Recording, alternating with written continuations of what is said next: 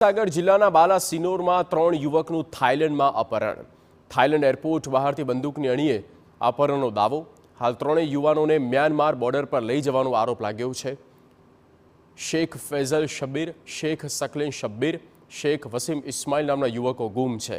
અપાયત યુવક વસીમના મિત્રને internet call દ્વારા જાણ થઈ.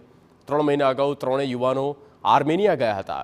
આર્મેનિયાથી પરત આવી બીજા દિવસે થાઇલેન્ડ જવા નીકળ્યા હતા. 3 યુવકોને સરકાર તાત્કાલિક છોડાવે તેવી યુવકના પરિવારજનોએ માંગ કરી છે. અને તેના મહિના સાડા અને મને ગયા હતા અને ત્યાંને કોઈ બીજાનો કોન્ટેક્ટ કરી અને થાઇલેન્ડને વિઝા લઈ અને અહીંયા ઇન્ડિયા આવી અને પછી 25 તારીખે આવ્યા, 26 તારીખે સાંજના થાઇલેન્ડ જતા રહ્યા. ત્યાં એરપોર્ટે ઉતરી 2 માણસ આવ્યા અને લોકોને લઈ ગયા ગાડીમાં અને કઈ લઈ ગયા એક જગાનું એડ્રેસ નથી.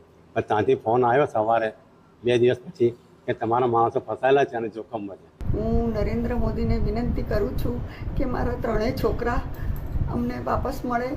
બસ અમારી તમારાથી અપીલ છે.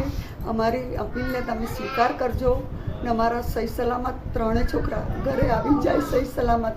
રાજ્ય સરકાર અને કેન્દ્ર સરકારને આ જે રજૂઆત મુજબ જો એમને અપહરણ થયું હોય અથવા તો એ ગાયબ થયા હોય તો એમની તપાસ કરવા માટે આપણે રજૂઆત કરીશું અને એ રીતે એમને મદદરૂપ પણ થઈશું.